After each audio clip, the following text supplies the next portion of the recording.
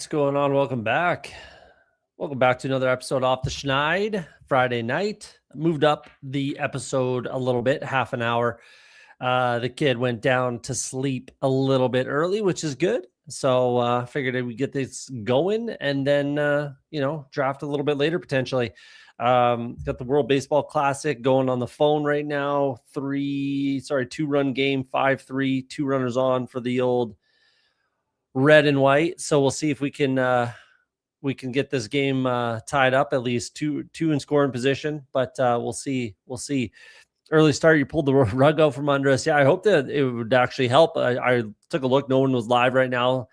Had some time, so figured we'd just jump in and get this rolling. So, like I said, Friday night then he strikes out, so we might not be too worried about this WBC situation here. So cheers to Friday. All right. The hard-hitting stuff that y'all came here for. How to properly pronounce Travis Etienne's name. The old red and white. Didn't know Singapore was a World Baseball Classic. There's a lot of just red and whites out there. All right. So, hardy har there, Jeff T. But yeah, the hard-hitting stuff that we all came for, how to properly pronounce his name. So, comes out today in an interview. He's now back in Louisiana, right, where he can go by his proper pronunciation, allegedly. So, let's get a little history lesson first out of the way.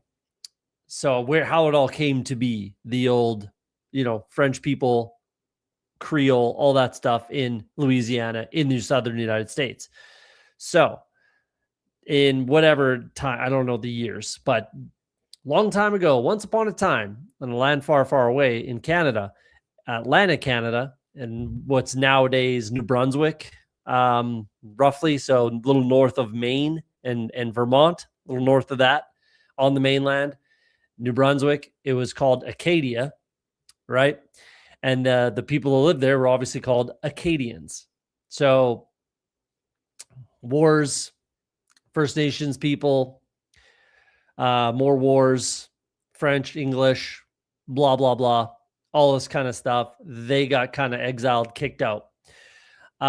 They basically sent them on a boat. They didn't want to go back to France. They circled around, end up in Louisiana. Long story short, that's the cliff notes of how it went down. So a bunch of French people, a bunch of Acadians show up in Louisiana, and they say, where the hell are you guys from? And they say, we're Acadians. So that led to French in Louisiana, and I guess they couldn't say it properly. So Acadian became Cajuns. So Cajun, the word Cajun, Cajun, came from Acadians and the French people that moved to Louisiana. So now let's break down. That's how it ended up there. That's how there's a lot of French names in New Orleans and Louisiana. A lot of French in the southern United States, right? That's how it originated. None of them speak French anymore. It's now, or it was at the time even, Creole, which is, a version of French, I suppose. But let's break down the pronunciation and again, how it became that. So even the word Acadian, like the way that, French people in this country, in Canada, would say it, or the proper way to say Acadian would be Acadien, right? Like the way, it's the accent. The French accent would be Acadian sort of thing, right? So where are you from? We're Acadian. Oh, Acadian? Sure. Good enough. Right? That's kind of how it became the thing. So the way I look at Creole, the way I would describe Creole would be like hillbilly French. And I apologize to no one. Like, I'm sorry if you're Creole, whatever. It is what it is. It's like hillbilly French, right? That's essentially what Creole is. So Acadien, right, went down there. They became the French people in the area. So Travis Etienne goes on today and says, and I'll get to his pronunciation, says it's Achan, essentially. That's what everybody on Twitter is calling it, Achan, like Devon Achan, Travis Etienne. Again, that's like a Creole, like hillbilly way to say that, I suppose. It's not how you would pronounce that name. So here, typically, it's a French like first name. So I knew a couple people worked with a guy with the same name. That's a French first name a lot of times. So the proper French way to say Travis Etienne would be Etienne. Travis Etienne. So it's kind of like you absolutely say the E. It's not A. It's not A. It's E. Et. It's the easiest way to like describe it would be the word it's, but with an E. So Etienne. That's the proper way to say Travis Etienne. So it's not Etienne. It's not Etienne. It's Etienne is the proper way to say that name. So again, I guess if it's Creole, Southern United States, New Louisiana, New Orleans, that whole thing, it's not Etienne, it's Etienne. But again, I digress. I know that's the hard-hitting stuff everybody came for, and that's what we kind of based it on. We're Acadian. We're Acadian. It's kind of Jamaican or Caribbean Cajuns there. The Raging Cajun. A Cajun man named Bebop told me this story once. There you go. There you go. True story. Yes, that is how Cajun people came to be. News in here. What's up, man? Came for the drafting, stayed for the French history lesson. There you go. There you go. Sounds like Patriots with a hangover. Patois. Sounds like patois. Creole is a mix of French Africans and the French. Yeah, I suppose. Yeah, that makes sense. That makes sense. It's obviously like the French influence. Creole, I believe, is a French word, is it not? Whoops. Best story arc was Bill from King of the Hill being Creole. Oh, wow. I didn't know that. I love that show, though. It's great. I have a similar story for when Americans say, yeah. I can't say that. Kikuyan? I can't say it. Educated. There you go. Hashtag educated. And Jerry, you're Canadian, man. You should know this. You should know this, right? Acadia.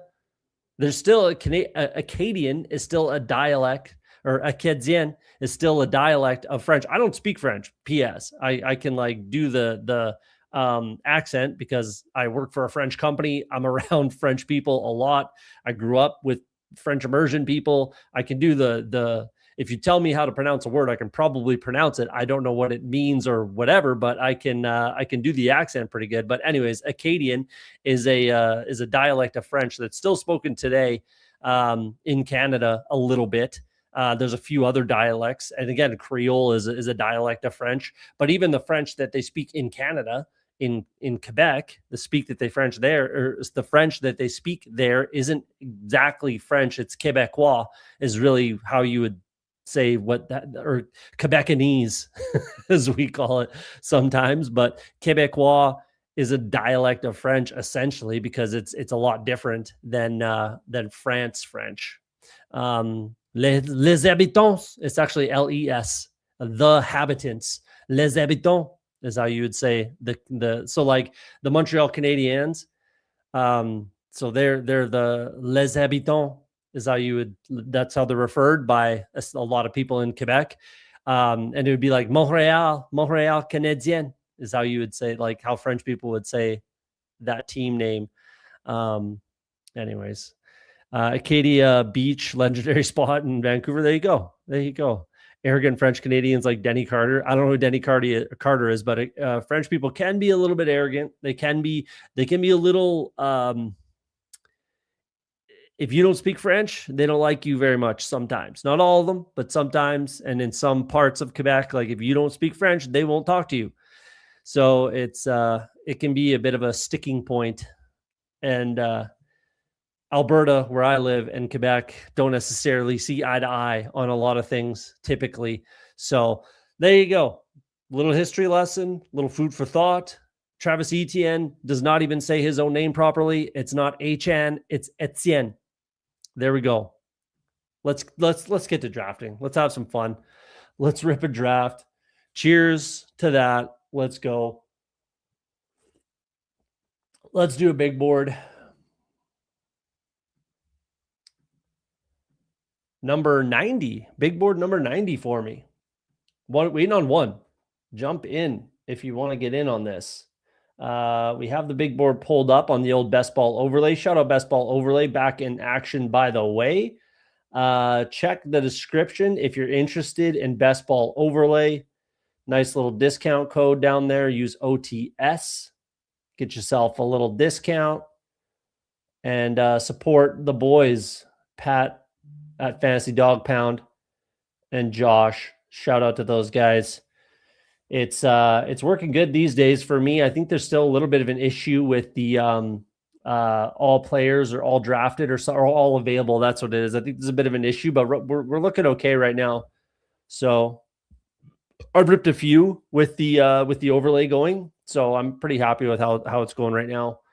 Excellent to keep an eye on exposures. I'll tell you that. That's obvious right on the screen. And then your combinations. Have I drafted this player with this player? Another great thing for your portfolio management. So I highly, highly recommend any overlay, some kind of an overlay. But if you're going to use one, Best Ball overlay is a fantastic one and supports the boys, you know. I don't know who we've got in the chat that's drafting with us. We got Champ X3 in the 8th spot. That might be about it. Hard to say. Let me know if you're drafting with us. Or again, I always say, go ahead and Crete, do what you want to do. Top 4 pick, that's nice. Pretty straightforward. Whoever's there for us. Hopefully it's Puka to round out some exposures, but it is what it is. I'll take whoever's there. I will take whoever's there, and it is Puka. Wonderful. Let's go Puka. Easy peasy. Get rid of the old combination tool, but we'll pull that back up when it's coming to time for us to pick again. Canada Wars, Alberta versus Quebec. It kind of has been and continues to be. So we'll see how that goes. Alberta's got all the money, so it kind of helps our cause out here. But yeah, that's a long conversation. I don't particularly care to get into. Came for the drafts, stayed for the internal Canadian conflicts. There's lots of them. Keep an eye on exposures. Yeah, northern exposures. Jeez, come on now. I like it. What do your exposures look like? My 2 biggest early stands are Zay Flowers and JCM. Ja'Cory Kroski Merritt is a big stand of yours, Jeff. Interesting. I am very low on JCM. I'm pretty low on Flowers too, to be honest with you. My biggest stand as period is Jeremy Bernard, obviously. Almost like over 70%, 75% of the early round guys. Jeremiah Love 21, Hampton 18. That feels pretty good. Who else is pretty high? Bucky's 28, though that'll probably come down. I'm okay with being 28 Bucky. I'm happy with Bucky's situation. I know other people aren't, but I'm fine with it. Though I don't want him to be 28. That will come down. Terry McLaurin's creeping up there, 24. I like Terry a lot. I think he's an absolute smash in the fourth round. Waddle's almost 20%. Jaden's 21. Yeah. Parker Washington up to 18% now. Feels pretty good. Yeah. There's some early ones. So with Puka, who do I have combination with? Derrick Henry, Bowers, Chase Brown, Pickens, Olave. I will go London if he's there. If not, I will go Neighbors. I haven't picked him yet at all. Okay, he's gone. So we're going Drake London here. I'm going to buy in. I was talking about it on the last episode about evening out our exposures and getting different types of builds in our portfolio. And I need more 0 RB type of builds. So that's what we're going to buy into right here. With Puka and Drake, I don't have a lot. So I think I'm going to go with Olave most likely, or Nico. Though I have Nico with Puka, that's okay. I'll go Olave if he's there, kind of regardless, even out some exposures, or even AJ Brown could be good too. Don't have AJ Brown paired with anybody, but I will stick with Olave. And I'm going to buy into this 0 RB build. Unless Bowers falls, then I'll snap click him. But we'll see how that goes. Canadian race war. If AJ Brown goes to the Rams, how will that affect Puka? I don't think it particularly will, and I honestly don't think AJ Brown goes to the Rams. There was talks of that before they made the Trent McDuffie trade, so I think it was kind of for that late first round pick, and it didn't come together. So now that that's kind of fallen apart, then I don't expect AJ Brown to go to the Rams. I do think the Rams touch on wide receiver in the draft. Let's go AJ Brown. I think that can be fun. Unless I'm going to go Tet, but 20% Tet with Puka. Yeah. Let's even this out a little bit. Let's get AJ Brown. I don't think he does. Is long story short, I do not think he ends up at the Rams. I think they draft someone. I'm really hoping Jeremy Bernard. I think he makes a lot of sense. Even Omar Cooper, either one of the two make a lot of sense, though they're not going at 12th overall, and they might not be there for them in the second round, neither of them. So I don't know if those are very likely, but I don't think AJ Brown ends up on the Rams. I really don't. Since that AJ McDuffie trade, I think it changed everything. So we're talking about ADP. I'm not drafting like AJ Brown goes to the Rams at all. At all. Happy with Bucky. Me too. Index. I like the rookie wide receivers, a lot of talent, but it's landing spot risk. I'm mixing up late exposures. That's why I'm drafting so much Jeremy Bernard, because he's just like guaranteed to be at least a second round pick. He's getting some small first round buzz. I don't know if he does, and that's fine. If he's a second round pick, that's completely fine. Even if he's a third round pick, I think this year it's a Amon-Ra St. Brown type of year where it doesn't, I don't care. Whoever drafts, like I said it the other day somewhere, I don't know what episode, my show, someone else's, whatever. But if the Jets draft a wide receiver in the first round, and let's say the Commanders draft a wide receiver in the second round, give me the Commanders wide receiver. I don't give a shit what the names are. I don't care what the names are, but give me the second round pick for the Commanders over the first round pick for the Jets every time. So that's kind of why I'm drafting the late round wide receivers. I do want to get a little more Tate and Tyson. I have a ton of Lemon, but I do want a little more Tate and Tyson just to get to at least the field, especially in case one of those guys goes to the Commanders in the first round. Let's say Love is gone, and then they take one of those wide receivers. That's kind of why I'm trying to at least like even out my exposures there.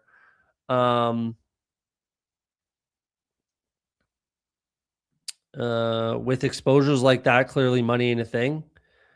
What are you talking about? My Jeremy Bernard? It's not that expensive this time of year. It's only like $1,500 to max the big board.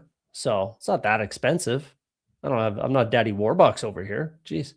If McConkey's there, I'll definitely take McConkey. If not, then yeah, it feels good to take Javonte here. I haven't paired up with Puka, but not the other two. Makes sense with AJ Brown as well, if he's still on Philadelphia. Let's take Javonte. I think that makes some sense there. Not necessarily a 0 RB build, but I just think that pick makes sense there.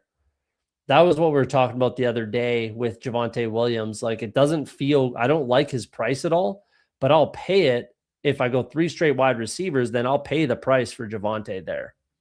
I would not be pulling up Tootin, I'll tell you that much. I would not have pulled up Henderson. So if Javonte wasn't there, I would have taken a wide receiver, a Dunze, Williams, maybe something like that, Waddle, whatever. I would have taken someone like that over Henderson if that were the case. But if Henderson falls to me here, then okay, he's there or he's gone.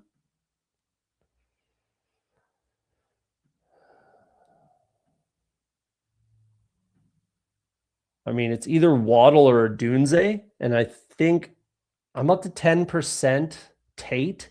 That's kind of where I want to be. That feels good. 19% Lemon, that's fine. 8% Tyson, that's okay. We're definitely going to Dunze here.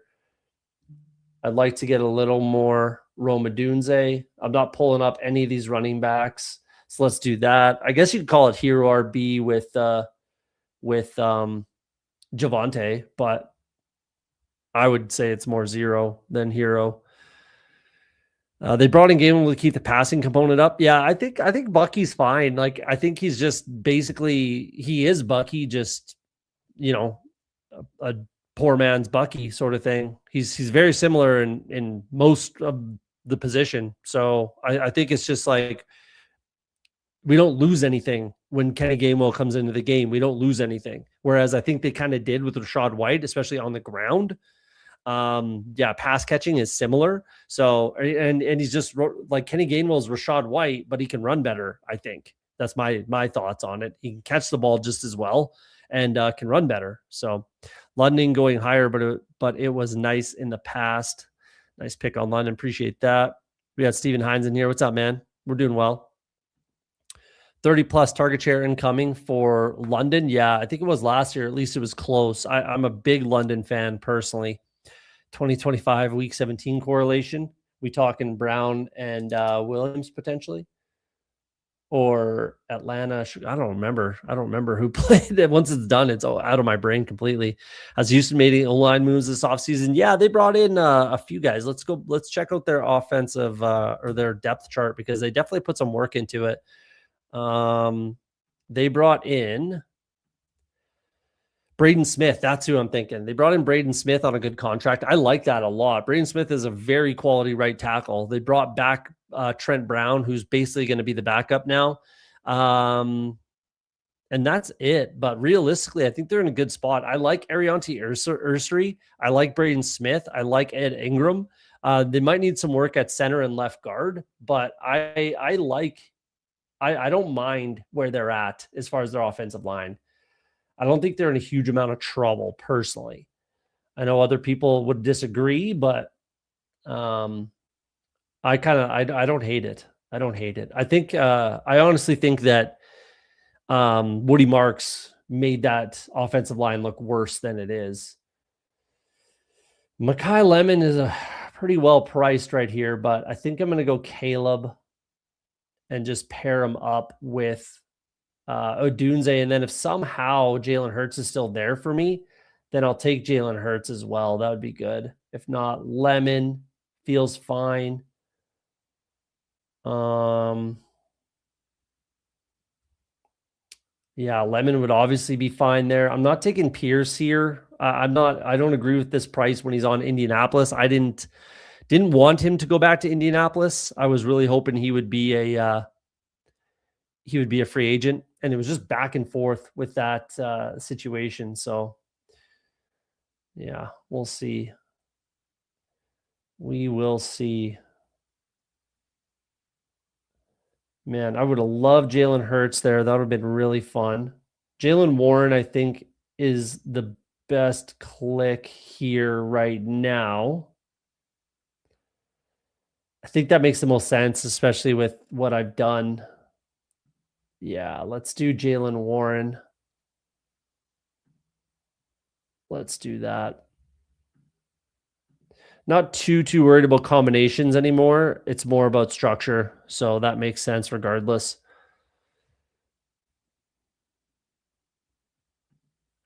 What the hell is a Grant Calcaterra?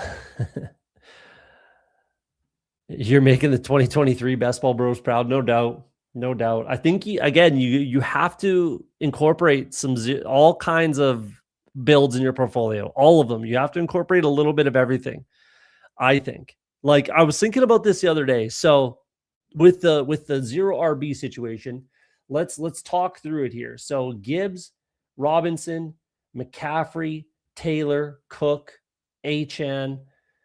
You could say Genty with this conversation as well. Kenny Walker, Chase Brown, all of those guys. Etienne probably. That's about it.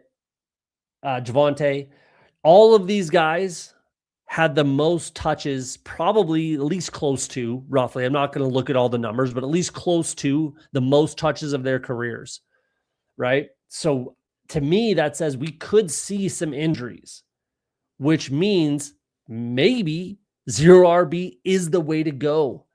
Like the reverse jinx, double meta, big brain way to look at this or think about it. Maybe it actually is the correct way to draft this year. I'm not going to sit here and stand on that. I'm just saying that's something I was thinking about the other day with all of these running backs at the top that have had career highs in touches. So we'll see.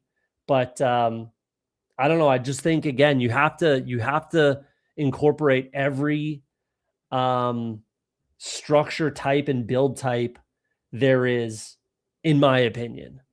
I think you have to incorporate all of them. Do I take Corum here? No, I don't think I do. If he caught more passes, I probably would. Let's go Pittman for what I like in the volume. Let's do that. I don't want to go Monagai here. 18 catches, that's not bad, but I don't really want to do that. Same thing with Corum, only 15 catches in the past 2 seasons combined. Don't want to go down that road. I could go Stafford, obviously, with my next click, and that would be okay, but I don't think I'm going to. If he falls all the way around, I'll take him at 117. That'd be quite the fall, but I just don't like his price here, and I don't want to click it.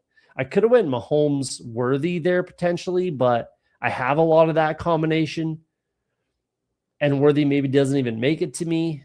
Do I take Mahomes here if he falls regardless? Maybe. That's not a bad idea. I might just do that. We'll see. We'll see. JJ at 110. Is that what we're doing? We smoke and crack behind the woodshed too. Actually, I had JJ ranked at 10 before, and now since Kyler, he's falling for me. There's a huge argument and debate on the Twitter machine right now about whether Kyler's good or not for Justin Jefferson. I'm in the camp that he is not good for Justin Jefferson. Agree or disagree, it is what it is. I'm not going to argue about it, and we're going to know. We're going to find out who's right. I'm just in the camp that it's not good for Justin Jefferson, and Worthy doesn't make it to us. So that makes sense. I could still go Mahomes here, but I'm actually just going to bring up Jadarian Price. That's what I'm going to do. Though the fall on Monagai feels good. I'm going to bring up Jadarian Price here. Let's do that. So I had him ranked at 10 for basically until Kyler Murray became the starting quarterback or the likely starting quarterback. So I'm down on Justin Jefferson now. I'm low on the pass catchers personally. I'm maxing the little board. Got to stop acting poor, scared money, don't make money. There you go. You got to max the little board. It's only 20 entries, $60. Come on now. We all got $60 laying around, don't we? Are we hoping Tua will be the starter for the whole season for your London bags? I mean, I don't have a lot of London bags. I'm only like 4%, 4% London. I would prefer Tua, yeah, but Penix is fine. Honestly, either quarterback is fine for Drake London. I'm just betting on the talent. I need to get a little more Drake London, that's for sure. So I don't really have much as far as bags are concerned, but the 5 spots one-upping my he definitely is. That's a good start too. Gets a huge fall on Monagai. That really helps. Now that feels really good. Fall on McConkey, gets Herbert paired up. Fall on Harvey. That feels really good. Actually, this is a great start. Gets the neighbors fall. This is a nice looking squad for this guy. Nice. And we might just get Stafford to fall all the way back to us. That feels good if he does. I'll obviously snap click that. This guy shouldn't want Stafford. So I'll take him there. If not, I'll take one of these other quarterbacks. He does take Stafford. That doesn't make sense, man. I gifted you Monagai. You sniped me on McConkey as well. I would have probably taken Harvey. We're going to go with Malik Willis here. I like the upside. honestly over Bo Nix and definitely over Shuck. But maybe Nix is the proper click there, and you don't really have to stack them at all. So maybe Nix is the proper click. I'm just not clicking him this year. I'm just not worried about that injury. He's just blah. He just is what he is. And I think that is what he is. What he's been this past 2 seasons is what he is. And that's perfectly fine. You know, he could have been a Super Bowl winning quarterback potentially. But Willis is kind of that wild card. When I have Caleb, I'm going to take 3 quarterbacks anyways. Give me Willis. And that was another thing, actually. We'll make this pick and then we'll dig into that conversation.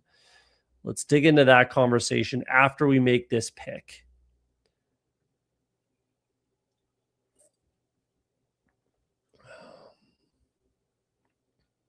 I know who I want if he's there. And he is there. Let's take Jordan Mason. I think that makes tons of sense here. So the conversation was, we were talking about structures last episode, right? And roster construction is all that matters, is what we were talking about, right? So furthermore into that conversation, I think like what I just did with Willis, with Caleb, and what I'm going to do drafting a third quarterback, that's all the kind of stuff that I think we need to talk about more as far as roster construction. And like you see me do it all the time in my tight end room, where I'll take a guy like, let's say it's Kenyon Sadiq, right? Let's say I take Kenyon Sadiq and then I bring it back with Mark Andrews, and then we take an AJ Barner, something like that. Or we start with Mark Andrews, we get an AJ Barner, and then we bring in an Eli Stowers, something along those lines, right? It's having like this unknown high upside with some like high floor quality starters, plug and play, right? And then having getting some sex appeal in there. So that's what I like to, I'm really trying to hammer on, especially in the big board, is like some of these unknowns. So like a Jadarian Price over, where I didn't take, Cal Monungai or Dobbins for sure. But who's the other one? Corum over here, though, that was a conversation for here, but Corum, Monungai, Dobbins, obviously, even Dowdle. Like, give me Jadarian Price, where I'm probably throwing some kind of volume, minimum 6 for sure, but potentially 7. Though I don't know if I'll be able to get there. It'll probably be a 3-6-8-3 build.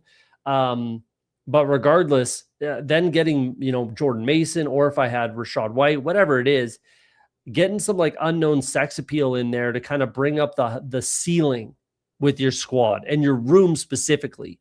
So that's something that I think is kind of going under the radar there. Would have made sense for me to take Stafford regardless over Willis, obviously, but he goes 1 pick earlier. And then I could have brought it back with like a Shuck or a Willis or Nix or whatever, Mendoza, Ward, something like that, right? Where there's a bit of an unknown, get some sex appeal in there, and, up the ceiling potential for whatever room we're talking about. And in this case, it's quarterback. So yeah, that's something that I've definitely been thinking about a lot lately.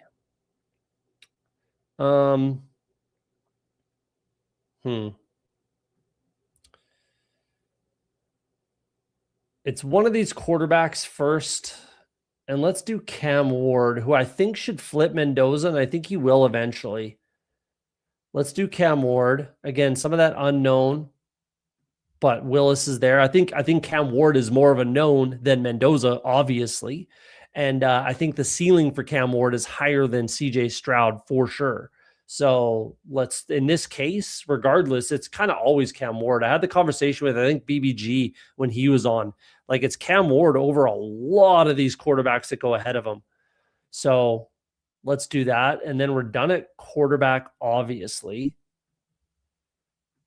And then we'll see who kind of falls to us here.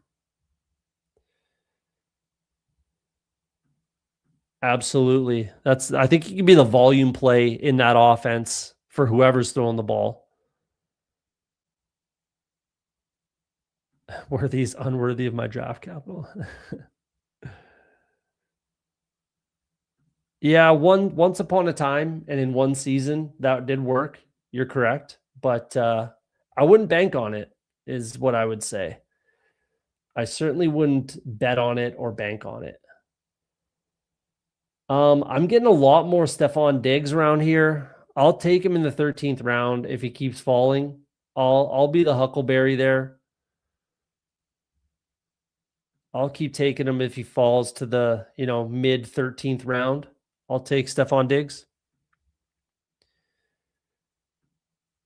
JJ can be D-Hop easily. Yeah, I mean, I know all this, obviously. Obviously, I know all this stuff, but I don't think that that's going to happen. I really, really do not. I am not drafting Kyler at all. I haven't clicked him once yet. I'm not drafting JJ or Justin Jefferson anymore where I was, 10th overall. I'm not doing that. I don't think that that's what's going to happen. I really don't. Kyler Murray really, really, really struggles throwing over the middle of the field. Where was D-Hop just so good? Where is he so good? Or was he at the time, especially over the middle of the field, on the sidelines, just go up and get it type stuff, just beating his guy. And yes, Justin Jefferson can do that, but I'm not sure he's as good as what DeAndre Hopkins was in his prime at just like beating his corner at the point of the ball on the sidelines. And that's why he was so successful with Kyler, in my opinion. If you disagree, then eat up the value. Just eat it up, draft them. Kyler's not good for Minnesota wide receivers, but he's better than JJ McCarthy. Don't think Jefferson pay off first round ADP. Yep, I should have read that comment before pulling it up. Bindles, what's up, man? Got me on the big screen. Appreciate that. Malik to Malik, maybe. No, it's never these two. Omega's in here. What's up, man? Appreciate you popping in. Stores live to go to Miami in the second. I would agree with that. I think Miami, even though Dulcich, I think there's still a decent landing spot for a tight end. So that's very live. Who's the beneficiary besides Kraft to of the targets Dobbs left behind? Let's make this pick for sure, and maybe my next one, and then we'll have that conversation. Wow, do we just take Tracy? I think I take Tracy with that ridiculous fall. If they don't take Love,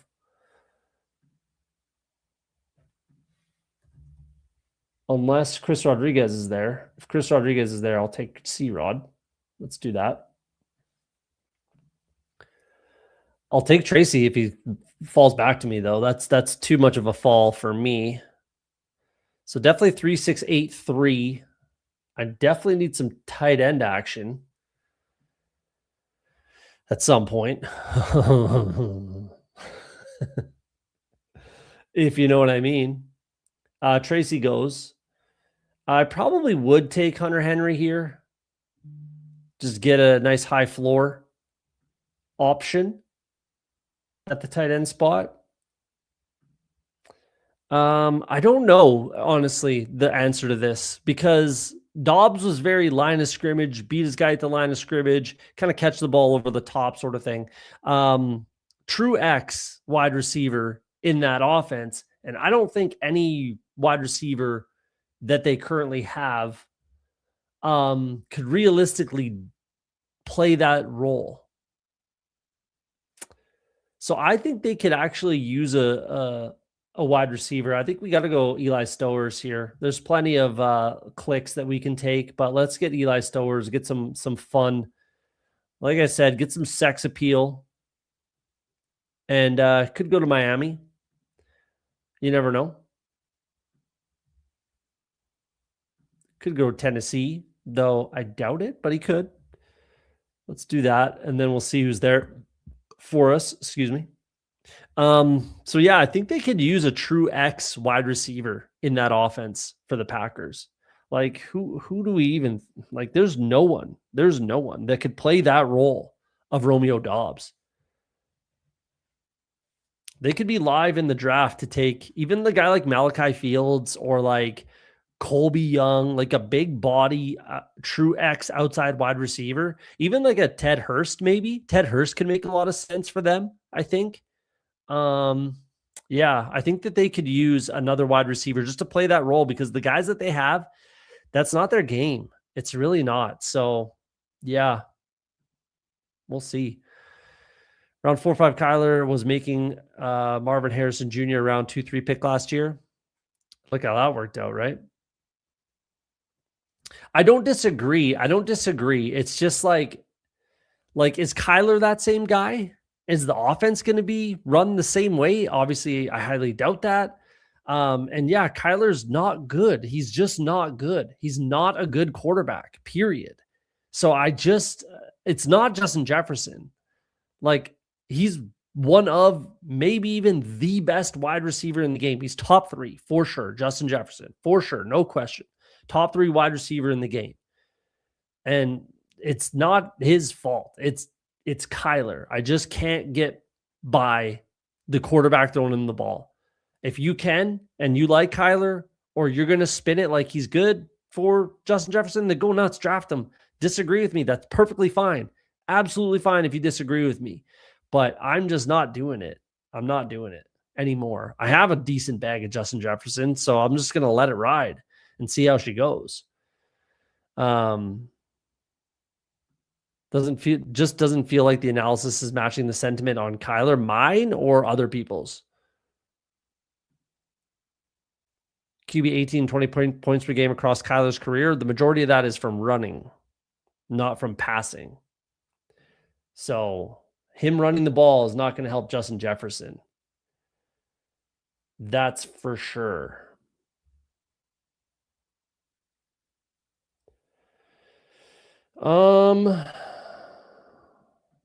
I'm going to take Cade Otton. Actually, Chig. We're taking Chig Okonkwo here.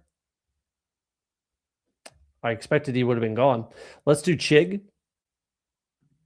He should definitely rise up to here, and that is fantastic for me. Stowers and Chig. I probably will take Cade Otton here as well. I think TJ Hawkinson could be a reasonable click with Kyler.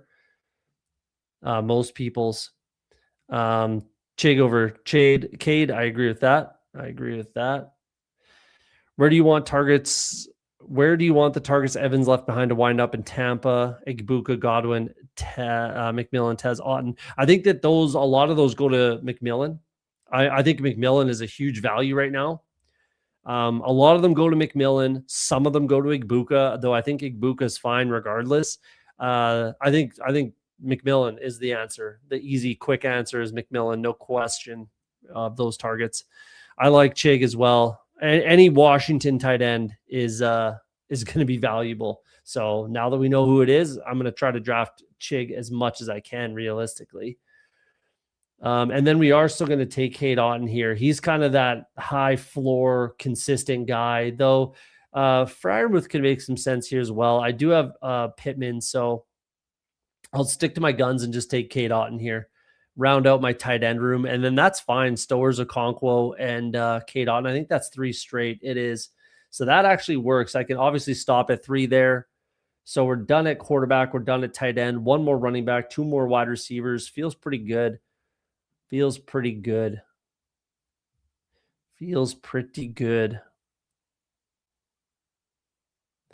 Definitely agree with this. Plus the touchdown upside. Like, McBride couldn't get in the end zone with Kyler, and he's like all world with Jacoby Brissett. So yeah, I can't do it with Kyler. I just can't. Definitely. I'm liking Chig a lot.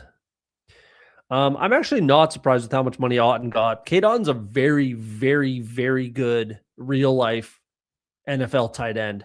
He can do everything. He can inline block. He can run routes. He can catch the ball. He's I'm not going to say he's like a target monster or anything like that, but he gets targeted pretty well.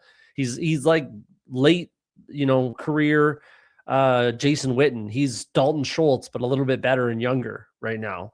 So again, it's just the consistent high floor. Him and Mason Taylor are going to be very similar. Schultz, Freiermuth, very similar as well. Helm, they're all the same kind of guy. Barner, they're all the same kind of tight end. Brenton Strange in there as well, right? Even like Hunter Henry, they're all the same kind of guy. So that's why I don't like taking Hunter Henry where he goes. And like even AJ Barner, I take him because I do like him, and he gets those, tush push runs where he could get in the end zone on the ground as well as through the air. So I do value AJ Barner a little bit more than some of these other guys, but I'm not taking even Strange is tough to do. If he's in a stack, then okay, cool. I do Strange, but Henry, Strange, even Ferguson is kind of not the greatest click in my opinion. And we're down here. I haven't taken Tank Bigsby yet at all, which is kind of wild. Let's get Tank Bigsby, though I do have AJ Brown. That's okay. I kind of want to go George Holani. Haven't taken him yet either. Let's do that. I want to mix in some George Holani. Like I talked about this with last episode with the Seattle backfield about how they rewarded Kenny Walker and Charbonnet. They kind of draft and develop running backs and then play them. So we saw Holani get some real world run in the preseason. Yes, it's only preseason, but with Kenny Walker gone and Charbonnet missing at least like half the season, I think Holani's going to get some run. He kind of has to. So I really want to focus on getting a little more George Holani, at least like to the field, 8% roughly. That's kind of where I want to be. Wide receiver room feels pretty good. I feel like I could use a rookie in there somewhere. Don't necessarily want Tez Johnson when I have Cade Otton. It's kind of just battling with that. Good thing I didn't take Freiermuth. I forgot I had Jaylen Warren up here with Michael Pittman. Freiermuth would have been a little overkill with that offense.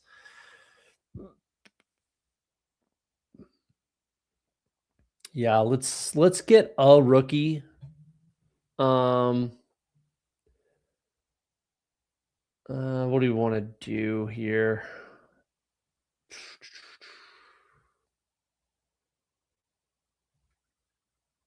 Let's take Ted Hurst here. I haven't clicked him in a little while, though. My exposure's fine where it is, 12%. 21% Coleman doesn't feel very good. That was obviously well before the DJ Moore trade. I still think that's fine for Coleman. I'm not gonna draft him again, essentially. I should get down to, I don't know, 12% roughly, something like that, of 60 more drafts. So that should definitely get down to, I don't even know what, around the single digits potentially. And I still think he's fine. He's unless they add a clone of him in the draft, then he's still going to get some run. And I kind of have to believe what Joe Brady said about him. You kind of have to, but that could bite me in the ass. Though I think it's fine regardless. Last round click, whatever it is, I think it's fine. Maybe Devontae Walker is a click here.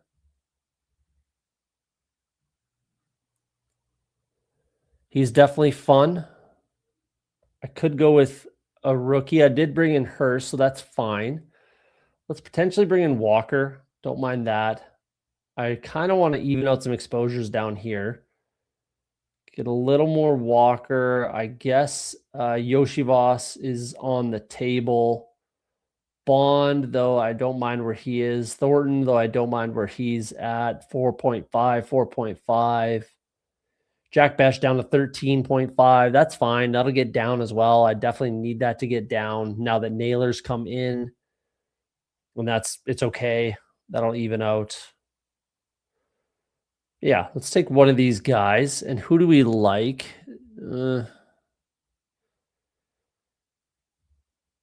Let's take Thornton.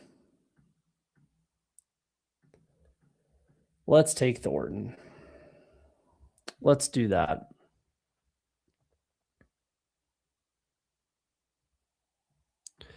Definitely has made some interesting pods. It's starting to level out, I feel like, in the last day, like today, I guess. But we'll see. You never know. Are you Team C-Rod or Team Tootin? I'm definitely Team C-Rod. I think Chris Rodriguez is a very, very competent NFL running back. And with the history with Liam Cohen, I definitely like, at cost, give me Chris Rodriguez. No question. When Tootin's going in, the fifth fucking round or something?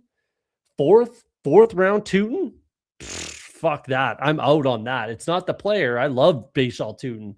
You guys know from last year how much I love Bashaw Tootin. I was literally the first Bashaw Tootin bull last year. Literally. I love Bashaw Tootin. He's a fantastic player, and I believe in him, though 4th round Bashaw, not happening for me. Not happening. At cost, I'll take Chris Rodriguez. I won't click Bashaw Tootin again if he's going in the 4th round. Not happening.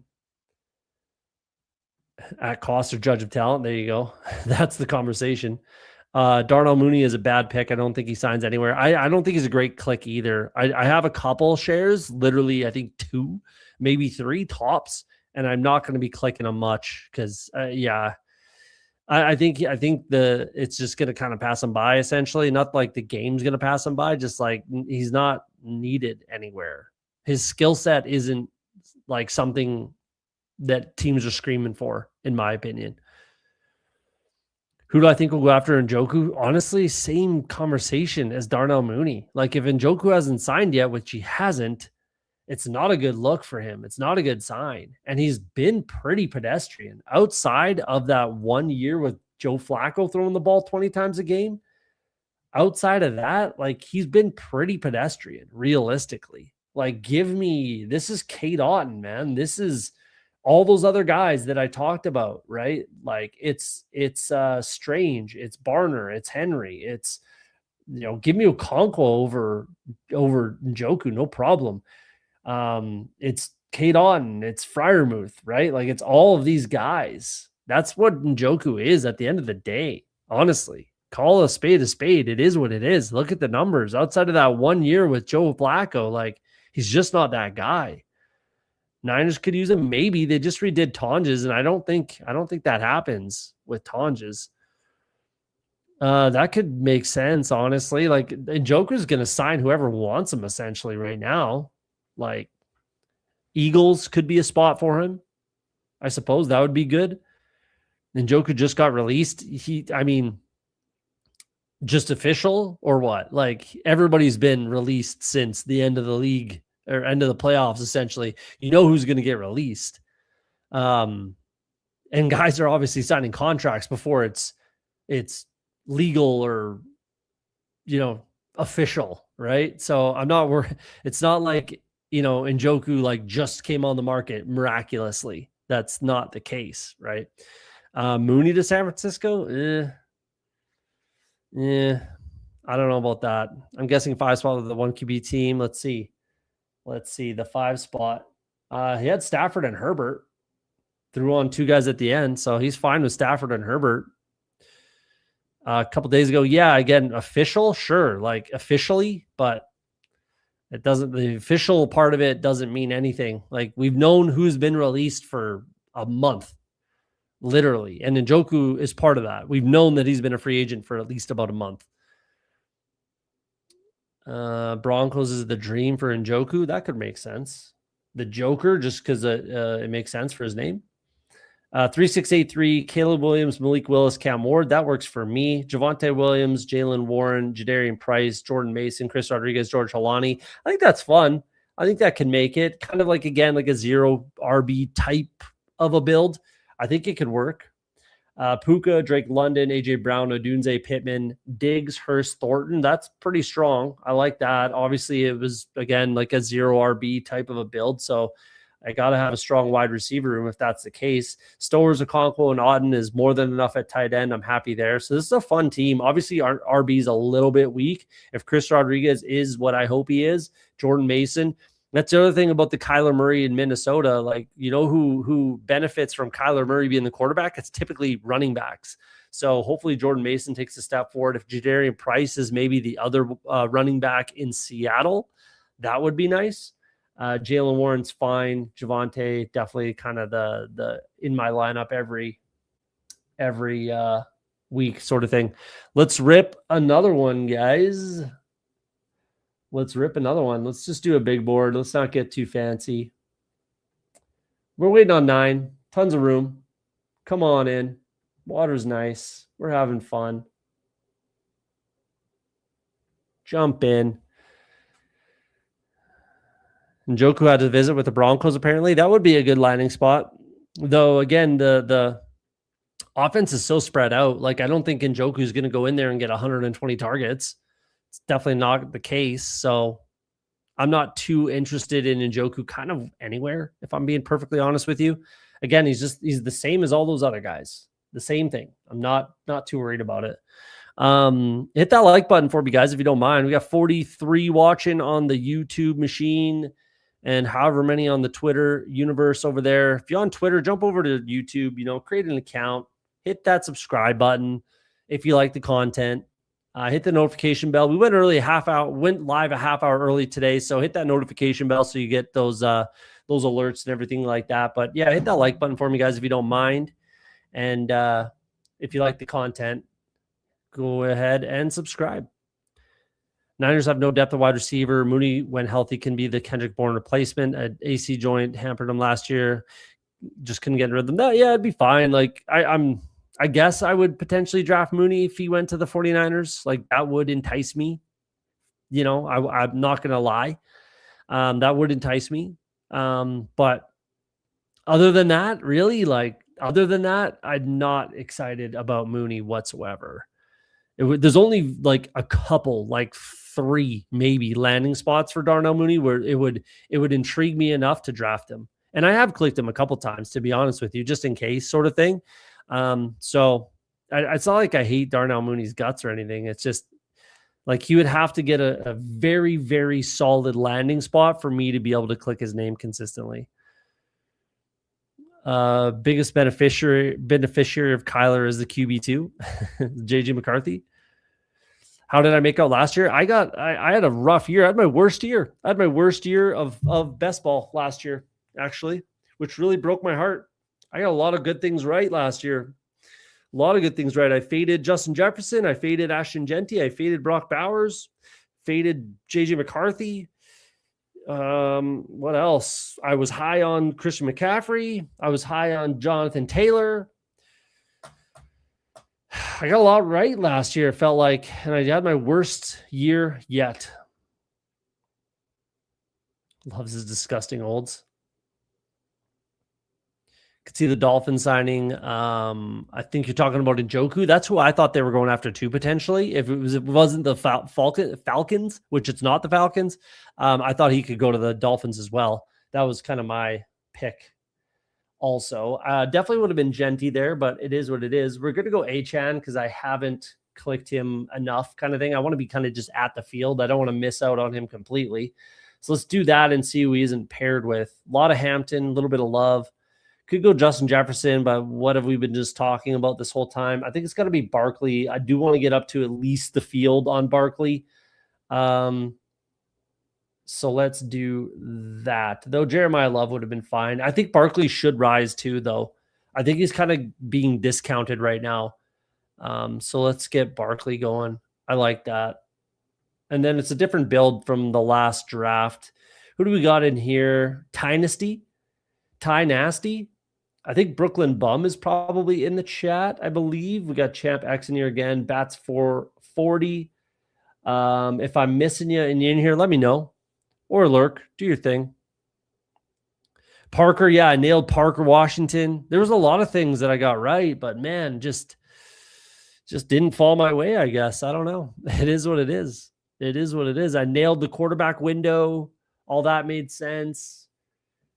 I don't know. Like, it's all there. The tape's all there. We can go through it if we really, really wanted to. But man, it just didn't get anything going. Just didn't get anything going. Mostly just the playoffs. Yeah. Like, advance rate was fine. Advance rate was fine. I think I was like 28 in Best Ball Mania, 28 teams advanced, I believe, 28 or 30, something like that. Fine everywhere. I tweeted it at some point. So my advance rate was perfectly fine. It was just, playoffs, couldn't get anything in the finals. I think I had like 2 or 3 finals teams, but they were lesser tournaments. And then I didn't finish high. Whereas like 2 years ago, I had 2 teams in the big board finals, poodle finals, and maybe I think another one like a Chihuahua or something like that.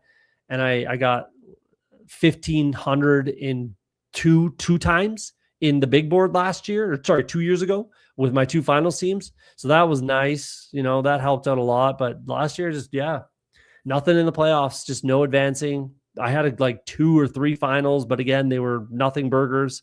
And it was like a few $100. It was just, my worst year financially for sure. I think Geno is fine for the Jets. I'm actually looking at drafting Adonai Mitchell again at the end of drafts. I should probably mix in more Garrett Wilson too, though I was clicking him a lot early. Where am I at with Garrett Wilson?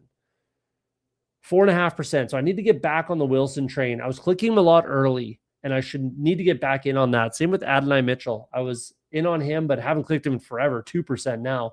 And I think they're both fine clicks now because regardless, like Geno's going to sling it. Geno's going to throw the ball, and that is kind of what you need out of Geno, realistically. Let's refresh this so we can get that's what's going on with the BBO right now. It's not, as soon as you search for a player, it kind of dies. It will be fixed. It is known, but it is what it is right now. And I do want to know my combos for the first couple rounds. That's about it. Then it just becomes kind of structure from there. And maybe we take Garrett Wilson here, though I have him with Achan. Don't have him with Barkley. Garrett Wilson could make some sense with this team. If Bucky falls, do I go Bucky? McMillan goes, that hurts.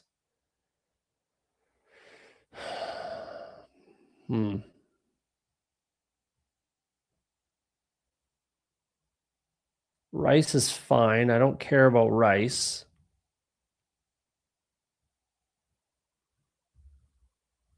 I am going to go Garrett Wilson. And then I am going to... Oh, man.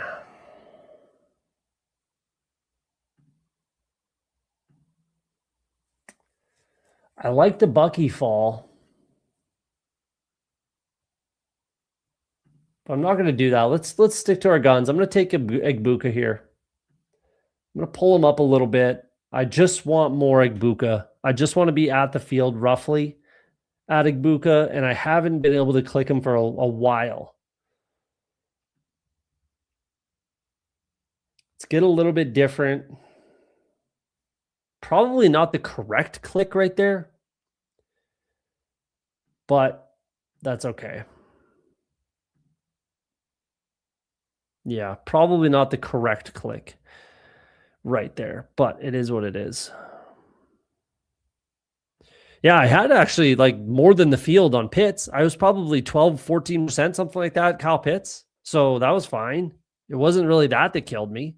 But, if you didn't have them in the right places kind of thing, there was a lot of that. If you just didn't have the right guys in the right places, then, it just is what it is. Like pod luck is a thing. So it wasn't even that. Do you pull up Scary Terry here? I absolutely do. I absolutely do a lot of that.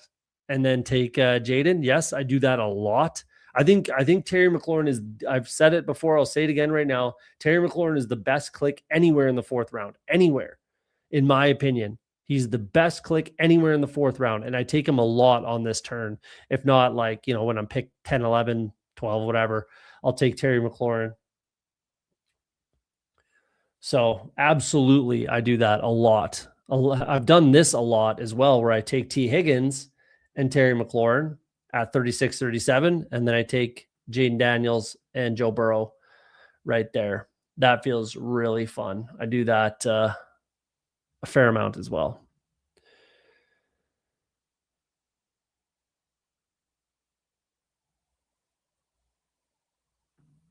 I remember really disagreeing with a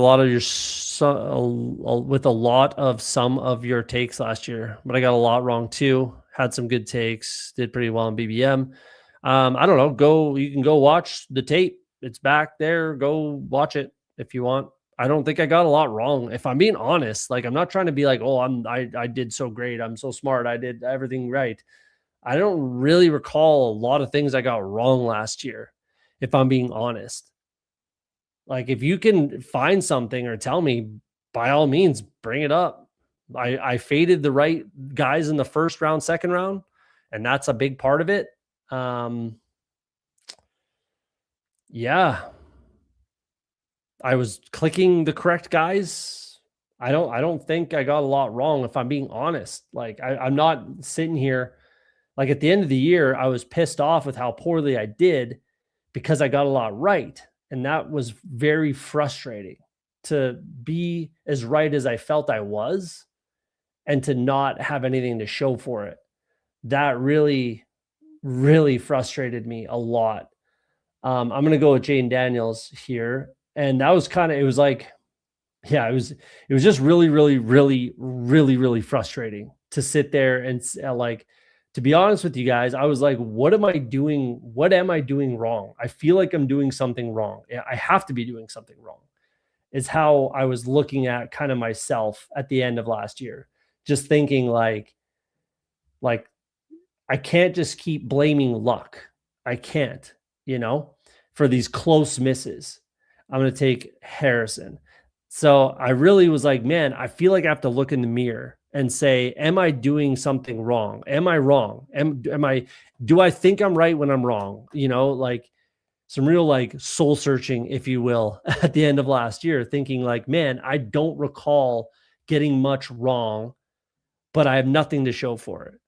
So that's really frustrating to lose and lose money and just not win. It's tough on the old mentals. It's tough on the psyche to feel like you did a lot right and have nothing to show for it. So that was kind of what I took from last year, was like, maybe I just don't know shit about fuck. Like maybe I just don't know anything, honestly.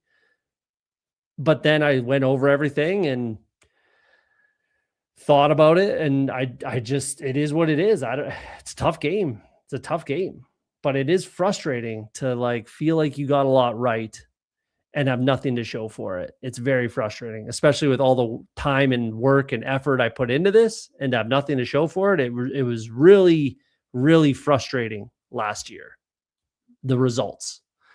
But again, it's a tough game. It's a tough game.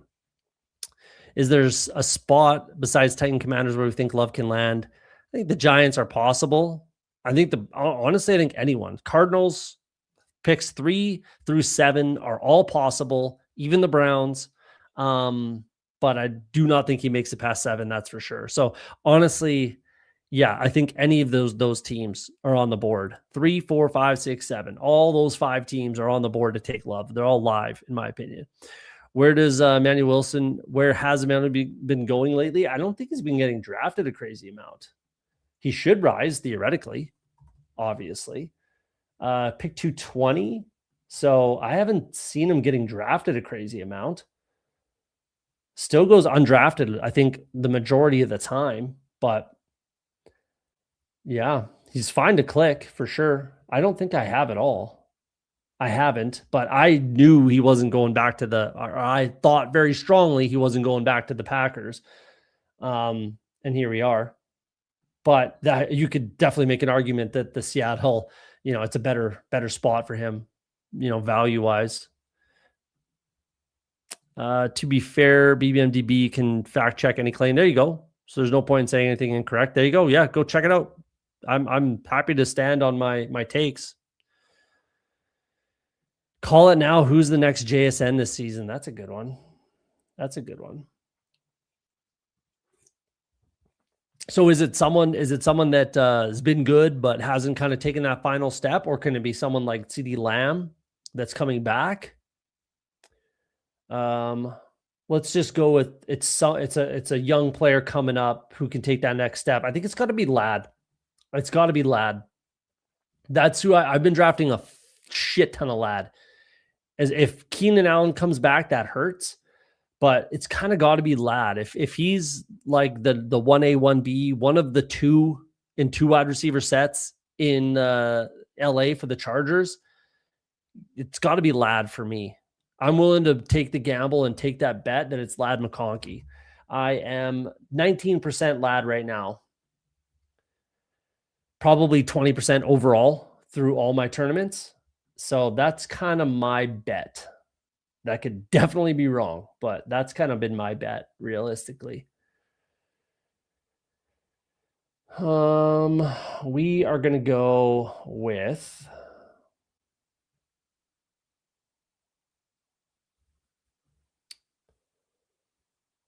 let's do Ricky and Brock Purdy here. Did Achane and Barkley is letting me get away with a lot at running back here. And with Purdy and Daniels, I think I can stop it too. I think I can stop there. So let's do that. And I think Ricky is fine right now with where he's going. I think he's more than fine, personally. I'll say Lad for that one. Finished in second place on 50% of my teams in the Scrabble. Nice. Bad luck happens. Oh no, that's not advancing. Okay, just the nature of these contests. Exactly. At the top 50 is actually 51. I was literally 51, so call it top 50 in BBM overall. So that was nice. You know, out of what 700,000 teams, I was top 50. So that was nice. Doesn't pay a lot, but I was actually tied with Nez. We both had the exact same score for top 50. Sorry, top 51 overall last year. So that was good.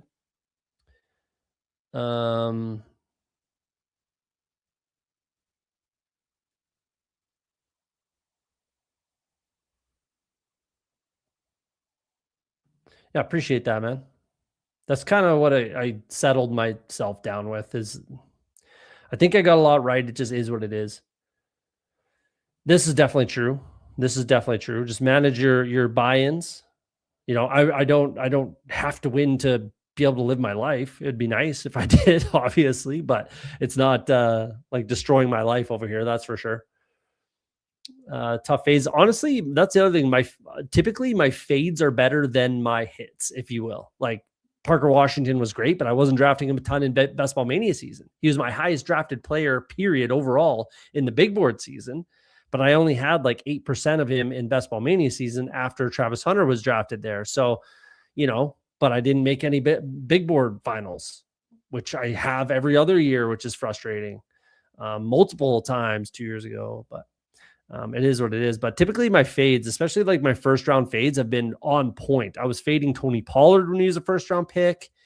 Who else? Like typically my first round fades, and I usually get nothing but heat. I don't know if you were here last year for the Genty, hate I got dragged left, right, and center about Genty and Bowers and Justin Jefferson. And who was right about those? This guy. It feels really good after the fact, but when you're doing it and getting dragged for it nightly, it doesn't feel great.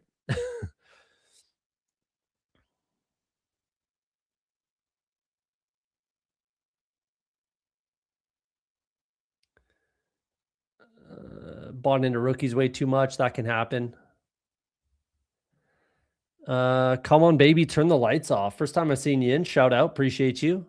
Game's hard, dude. You can be right as much, right about so much all season, get screwed week 15, 16, 17. None of it matters anymore. Yeah, it is that again. That's kind of what I landed on. It just is what it is. It's a tough game. It's a hard game, and it is what it is. What are you going to do? You can't get mad at it, right? Like that's kind of what I, became of it. I just was extremely frustrated.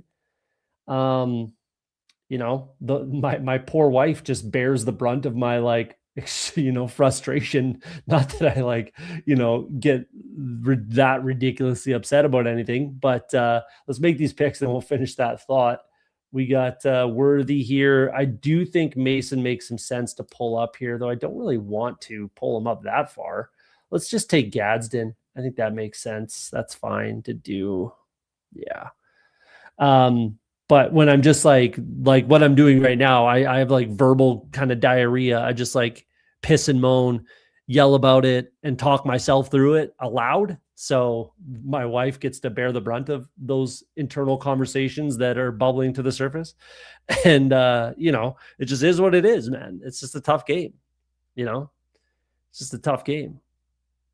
What makes zero sense? Lad McConkey? Or what makes zero sense? Rabona King. Next JSN is Olave. That's a decent shout. Yeah, decent shout. Zay Flowers would be the best chance at next season's JSN. Yeah, he could be two. He could be two. Nice. Dynasty. First place in the Golden. Nice. Shout out. Was that 10K probably? 10K, I bet, up top. Nice win. Sick. Good on you.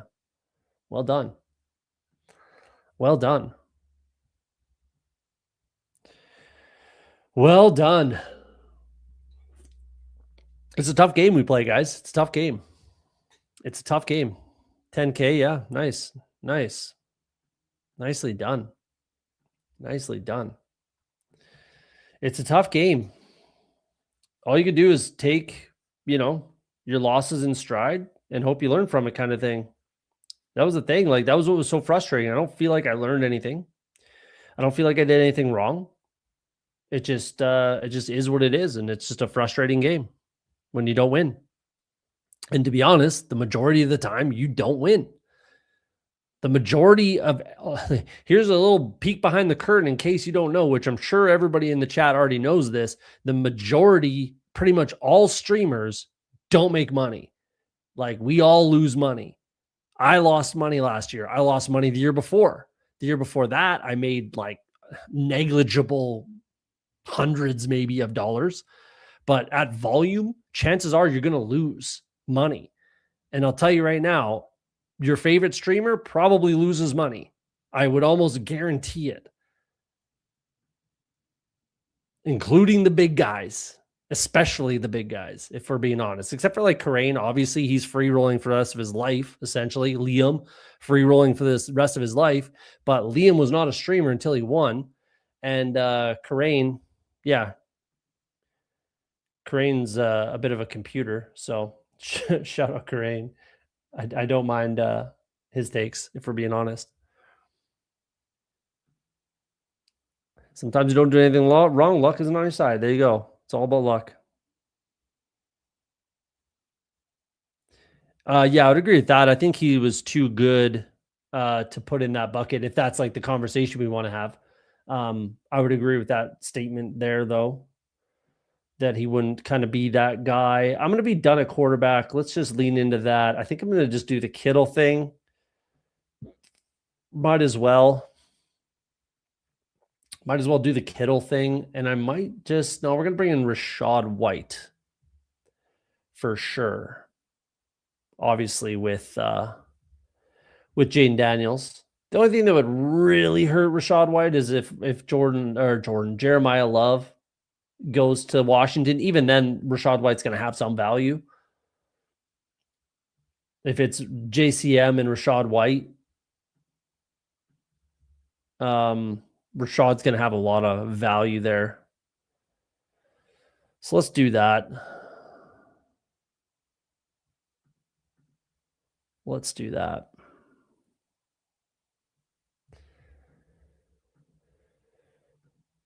Once I deposit anything for gambling, I consider it gone. And if I win, that's great. If I lose, already counted as gone. Absolutely. That's the way to do it. Play with the money you can afford to lose, right? In anything, gamble, play poker, DFS, whatever it is, play with the money you can afford to lose and consider it lost before it's gone. 92% of us will be losers, I'm assuming is what you mean. It's just the nature of the top heavy payouts of these contests. Absolutely. That's the realistic. Let's be realistic about this, guys. Most people lose in this game, period. Stacking was my biggest lesson going into 2024. It's so big come week 17. True. I don't think you need to overstack, though. I'm trying to not overstack. And if I do, like this works out because it just makes sense to do it right here. But typically what I'm trying to do is like I'm doing Purdy with Pearsall, and then it makes sense to go Kittle. So typically I would try to not stack, especially a guy like Daniels, though it makes a lot of sense right here with Rachaad White. It makes sense to click him. So let's do it. I need a running back. He's a pass catching back. I have the quarterback. It's ADP. It all makes sense and lines up. Therefore, I'm fine to do it, but I'm not trying to like force it in. Whereas like potentially in years past when I took Igbuka there, I would just say, okay, I'm drafting Baker. That's it. I'm drafting Baker Mayfield. And I wouldn't, and I could have, obviously, I could have made that work. but I just don't think it's necessary to force it. Where again, it still would have made sense, but I pulled up Igbuka. So then I don't necessarily think it makes as much sense to kind of that is forcing it in that case, I think. So that's kind of what the lesson I've learned is don't overstack, like double stack everything and double stack, double bring back everything. You know what I mean? Just I think picking the best player available, just pick good players. It's not that hard. We make it harder than it is sometimes. Trust yourself in your process. Process doesn't always equal results. 100% process over results, but results would be fun too. I think they would as well, but I think that the Rashad White signing was like contingency, essentially. Like I think they can, and they would probably still touch on RB in the draft if that's the case, but I think they would be okay with Corey Krosky-Merritt, Rashad White, and a rookie in their running back room. But if Jeremiah Love is there, I think it's a snap click for them for sure. Nice. Good on you, Bobby. If you're winning, then good on you. Good on you. I'll tell you right now, Davis didn't win money. I'll tell you that. Right. But, he probably made money in other ways, most likely. Let's do Emmett Johnson. I think he's just a good click right here. Makes some sense. I think he can make some sense for Seattle, realistically. That's my thought. And then there's no other running back I feel like I need. So I am going to grab Chig. I don't think I need to take Chig here, but so let's go Jerry Jeudy. I want to get a little more Jeudy. I clicked him once. This is the second time to click Jerry Jeudy. That's a bit aggressive for Okonkwo. Next time it wraps around, I'll take Chig. He should still be there. I think that's a little early to pull up Chig there in the 14th round. I think that's a little aggressive. That's forcing it. That's forcing it. If I bring up Chig there, that's aggressive. I think that's a little aggressive. Let's go Jeudy there.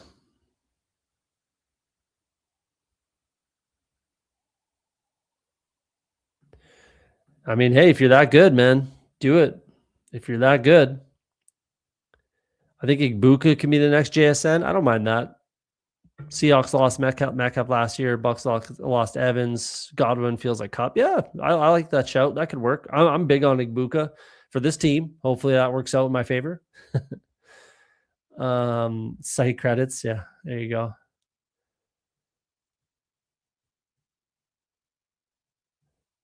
Yeah, that I didn't know. Yeah, it makes sense. Makes sense for all of them. That's aggressive for all of it. Jesus, that's a lot of money for them to. Maybe it's fine. I mean, yeah. Enough people must use his promo code. But I mean, his advance rate was pretty bad in BBM. So I don't know about the rest of his stuff. I don't think he had a single finals team at all. I don't remember exactly. And maybe he did. This isn't a Davis Maddock poo-poo fest over here. It's just realistic, talking about the industry as a whole. The only pushback I was Morgan, focus on week 17. Absolutely. Not forcing. Yeah, absolutely. You have to have like a stack and bring back. Though I think, again, it's just like one player. And the other thing I'm trying to avoid is backstacking. So like with Igbuka, let's say I did Igbuka with Mayfield, right? That's fine. And then I'd probably just stop there. That's what I'm getting at, especially when we don't know who the bring back is. But even when we do, let's say the bring back is Arizona, right? So I go Igbuka, Harrison, bring in Baker, and that's it. So I have a quarterback stacked with a wide receiver and a wide receiver bring back, and I'm done.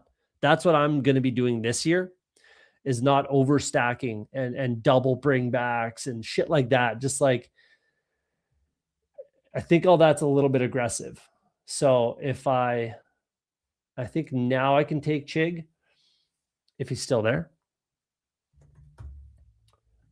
I think now is definitely fine. Let's do that now, and then I'll be done at tight end. Jerry Jeudy. Do I take Dylan Sampson?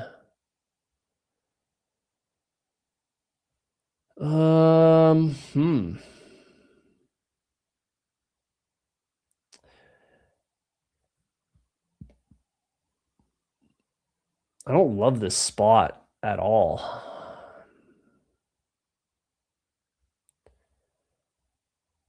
Let's take Katron. He's kind of my favorite RB click down here. By kind of, I mean, he is my favorite click down here. About 40% Katron Allen. That feels all right. I was hoping Rodriguez would fall to me there, but that's okay. That's okay. So yeah, that's what I'm trying to do. That's what I'm trying to do. Absolutely. Absolutely agree with this. And again, like when ADP lines up, not overstacking, not forcing it, that's the best way to go about it, I think, because then you're still taking the best player available kind of thing, or one of the best players available at their ADP, right? And then you're not backstacking. Like what I'm going to avoid this year is like adding on like Tez Johnson. You know what I mean? Like that just doesn't make sense if I'm being honest. I don't think it does. Like it could still be a fine click, but I don't think it makes sense potentially for that type of a build. That might not be the best example, if I'm being honest. It might actually make sense to take Tez, but you know what I mean? Like, you know what I'm getting at. I'm just not trying to backstack with some 20th, 18th, 16th round wide receiver just to force in a double stack. You know what I mean? That's something I'm going to be entirely avoiding this year in Best Ball Mania. I try to be very intentional with my Best Ball Mania drafting, and I'm going to be again this year. And that's something that I just will not be doing, period.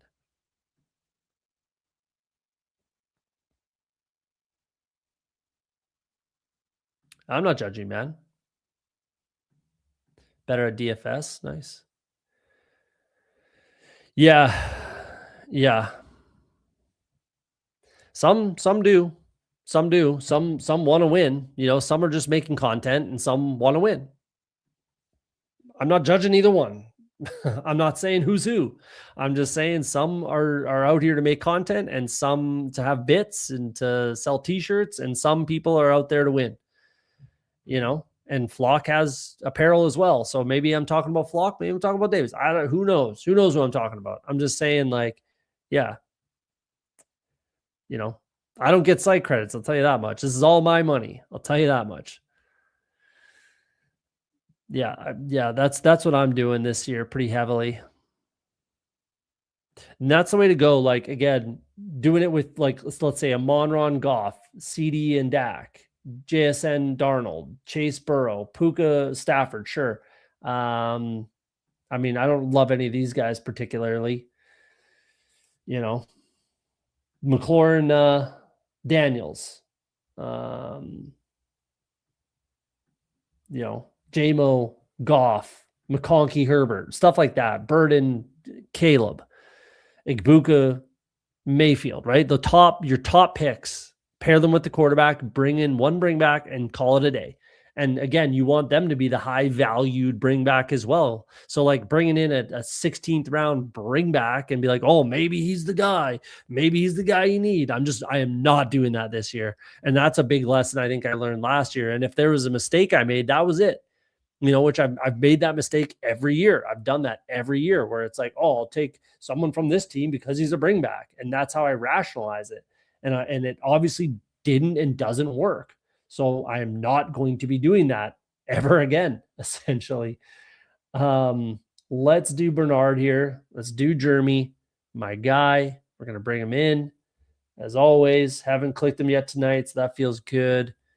And then let's just do Ray Davis because he's a potential league winner. If something happens to James Cook, Ray Davis could be a league winner. And that's what I think this room needs.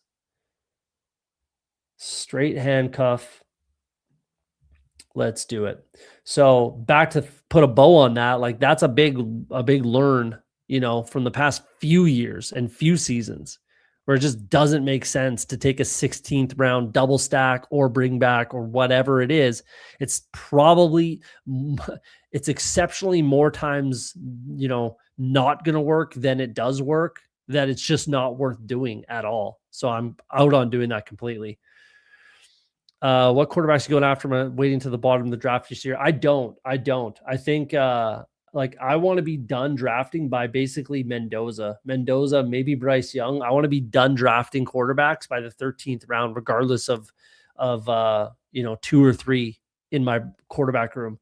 I'm just not taking the Brissetts, the Joneses, the Penix, the Rodgers. I'm not taking these guys. I have too many clicks probably of Kirk Cousins, where now I think his days might be numbered unless there's a big injury. And that's what I think he waits for, just a big injury in training camp. And that may or may not come. We'll see. So I'm not exactly drafting Kirk Cousins right now either, but I want to be done drafting. Same thing as last year with BBM. So my hard, firm rule in Best Ball Mania last year was I'm done drafting quarterbacks by round 12 is what it was. And the window was rounds 8 through 12 for Best Ball Mania. And to be honest, that's always the window in Best Ball Mania. Look at history on that one. That's always the window for quarterbacks. So I'm drafting them earlier and I'm done. And then I can tack on where the value is tight end and wide receiver in this iteration, this year's draft board, in my opinion. And I think a lot of people share that sentiment. Am I adding Luke McCaffrey just for the stack? No, no, I'm not.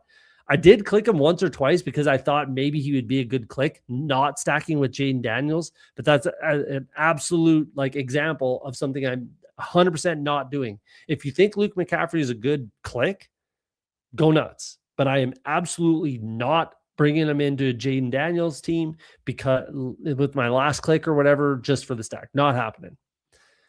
Not happening. I think Crane once said something like, you'll be much happier in the final if you have a stacked piece of the quarterback that's a nutting than taking a late unassociated. Yeah. I mean, maybe. I think with the quarterback conversation, I would agree with that, but probably not, maybe not tight end. Yeah, I don't know if I agree with that one completely. And when was that? Was that recent? Was that forever ago? Things have changed year to year. The draft board changes completely. So I'm not saying throw everything out, but a lot of things that you learned last year or that we were doing last year, we can not necessarily apply to this year, is what I'll say. I guess Marvin Mims is fine here. Let's take Mims. I think I need to throw another wide receiver at this. Let's go Mims instead of a running back. I would have taken Helani there. Now that he's gone, let's go with another receiver. I'm going to take Walker. Let's go to Vontaze Walker on this one. I wanted to take him last draft. I think I need a couple more clicks of him. Big play guy. Could have a big role. They don't have much else. They probably touch at wide receiver, but if they miss out on the first round guys, I think Walker could definitely have a role. So and he could anyways, regardless. So let's bring in Walker. I have a couple of stacked Brissett teams in the 200s. That's enough for me. Yep, that'll be fine. Yeah, that'll be fine. That worked out okay. That worked out okay. Yeah, exactly. Exactly. I was doing a lot of this too. Yeah, just pick good players. Just pick players that can hit your lineup, not just a stack, right? Had a lot of Rodgers, kind of terrifying. I would be nervous. I don't know about I'm not going to sit here and say he's dead or anything, but I'd be nervous about the Aaron Rodgers, exposures. I'm not drafting him at all. I just don't think the juice will be worth the squeeze regardless. So I'm kind of out on Rodgers. Yeah, exactly. I meant it as an example. Yeah, that is a perfect example. And no, I am not doing that ever. Perfect example, though. Yes. If you're trying to make first in room 500 of other insane teams, it makes sense. I think that was the 2024, 2025. Yeah. So again, back then, it might have made more sense. Now I don't think I agree with that necessarily. I would probably take a tight end at the end there. I agree with the not with quarterback, but with a tight end, I think it's okay. And again, just a different, like any other wide receiver, running back that makes more sense. That's just a better player that can hit your lineup more often. And for like honestly, forget about week 17 with those 20th round picks and 18th round picks. If you get lucky and hit a Puka or hit a Kyron Williams, then amazing, wonderful, good for you. That's the nuts. You know, you're going to win something. You're going to win some money, right? But other than that, most years, the overwhelming majority of these seasons, that's not going to be the case. So pick a player that's more likely to hit your lineup and rely on these guys, you know, your top 10. Rely on your top 10 picks. That's where, again, you get your stack and single bring back and then call it good. And you don't need to do that with both your quarterbacks. You know, like I said, like if I'm doing that with Purdy, I don't need to do that with Jaden Daniels. Yes, I double stacked both of them in this example. But again, I think it just made a lot of sense. And again, with a running back and a tight end with Daniels, I think makes more sense than double stacking two wide receivers. That's another thing I'm really going to try to avoid outside of like the Bengals with T. Higgins and Jamar Chase, right? Or some other, if you have other examples, sure. I'm going to avoid double stacking wide receivers pretty much at all costs. And I usually do that anyways, where it's the tight end instead. But again, I want to avoid that because I was doing that with Mike Gesicki a lot last year, and that was a complete waste, right? So again, just yeah, I'm trying to. I'm already thinking about some game theory for Best Ball Mania is what we're kind of working through. And those are some of my initial thoughts. Like it's not necessarily the case in the big board, and it's okay to stack like that in the big board because you're betting on an offense. Tons of unknowns still, right? So you're just betting on that offense. And I know, well, I think I know that the San Francisco and Shanahan offense is going to be very good. And I know and think I know that the Washington offense is going to be very good with David Blau, right? With Jaden Daniels at quarterback. So again, if you're going to do it, just bet on the offense, especially at this time of year, right? So it's fine in the big board, but when it comes Best Ball Mania season, I am not going to be doing this. Literally this. I am not going to be doing this because I'm going to know what the schedule is. I'm going to know the week 17 matchup, right? So that's where I'm going to employ some of these conversations right now where there's still, again, a ton of unknowns. If you're going to double stack and shit like that, just bet on a good offense. So only do it with the San Franciscos, the Rams, the Bengals, the Commanders potentially, you know, stuff like that is kind of my just hard, firm rules and thesis. Yeah, I think it's fine if you stack depending on your teams. Like, I mean, I'm not sure I would have done quite all of that. I mean, Waddle is fine with Willis as long as you were done. Yeah, okay. I mean, double stack. Yeah, I wouldn't have gone that far personally because you're betting on the rushing ability of Willis, right? You're not betting on the passing ability, but it's fine to do with Waddle. I don't think I would have done Washington personally with this. And then Ward with DK. Did we double stack the Titans? And Robinson, yeah. I mean, again, I think I probably would have avoided that a little bit. I would have just done some single stack stuff. And then like if DK fell to 192, which he has been falling lately, then it's like, okay, I'll take it. I'll be the Huckleberry there. But outside of that, I think I would leave it. Like Butte, I don't know. He could be not necessarily a zero, but he could fall off from last year's stats. We could see that potentially, especially if AJ Brown comes to town. Then he's in a rough spot. So I'm kind of out on Butte myself. And then I think that's all you did as far as New England, I think. Yeah, that's fine if you just went Butte. Okay, I can go with that. But either way, a lot of this conversation is Best Ball Mania related, not necessarily big board related. It's just kind of learns that we've had. Trey Tucker's 40-point out week was the most random spike week since Jerome Harrison rushed for 278 yards a game. Yeah. So again, that was a quality player that we knew was going to be playing. We knew he would be on the field. So I don't think we needed to be stacking him. And we had a feeling that Geno might not finish the year at quarterback. right? We had that. We kind of had that information in the back of our head roughly. So why are we stacking Geno with Trey Tucker? If you think Trey Tucker is an okay pick, which I did too, and I was drafting Trey Tucker, then just take Trey Tucker, right? At the end of the draft. So that's again, that right there is another example of like the thesis that I'm really trying to pay attention to for next season, or this summer's drafting. Is this example right here. End of draft players rarely hit the lineup. So I think the focus on getting players who hit your lineup is less my point and more about if a team makes the finals, it's what you would prefer. Yeah. For me, there might just be too many ifs in that sentence. I know there's only one. There might be too many ifs in that sentence for me personally. Jonas Gray, 4 touchdowns and gets cut the next week. That was some more random. Definitely. That was super random. Tolbert might be wide receiver 2 in Miami, and he played with Willis. Did I miss Tolbert to Miami? Did I miss that? Is Jalen Tolbert on the Miami Dolphins? Did I miss that? If I did, that's interesting.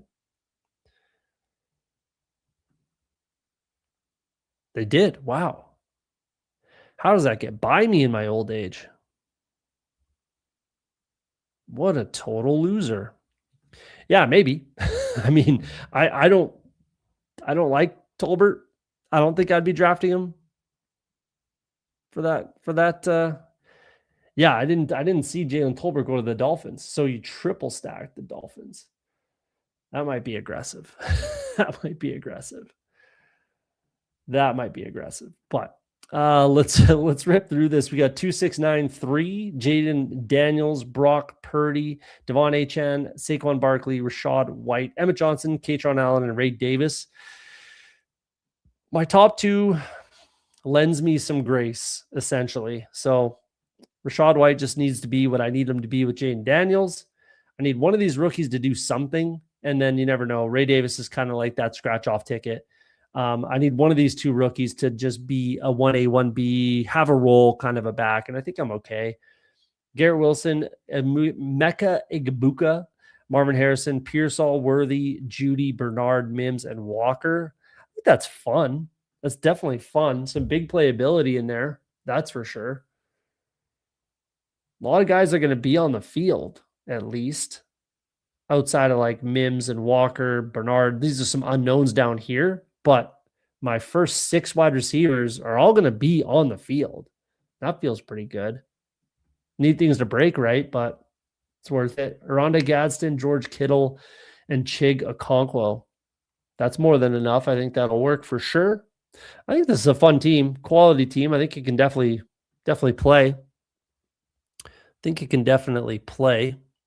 Tolbert and Tutu. I knew Tutu was there. I did not see Jalen Tolbert. That one got past me today. Old man Woodman over here, just missing stuff on the Dolphins, but I glossed over that. He could beat out Malik Washington, new coaching staff, not a bad bet in the 20th. Yeah, that's fine. I'm not sure if I would triple stack the Miami Dolphins, but if you want to take some shots on Tolbert, go nuts. Could do worse. It's 20th round. You could definitely do worse. It's free pick in my eyes, so take whoever you want, realistically. Whoever you believe in, take them. We're going to get out of here, guys. Hit that like button for me if you don't mind on the way out. If you're just popping in, hit it. if you're popping in, you like the content, do me a favor, hit that subscribe button. We're live every Monday, Wednesday, Friday. If we hit our subscriber goal before the NFL draft, we'll do a 12-hour live stream again this year. We did one last year. Hopefully we can get another one going this year. It was a fun time, and it'd be good to do that again. Nothing else going on. I got a busy weekend with some hockey, so I won't be streaming over the weekend, but we'll be back Monday night, same time, same place, 11 p.m. Eastern, 9 p.m. where I live, and 8 p.m. in the West. Like I always say on Off the Schneid, if you're afraid to be wrong, you'll never be right. Hopefully tonight we're right. We win the big board. Have yourselves a great night, great weekend. Take care, guys. We'll see you next time.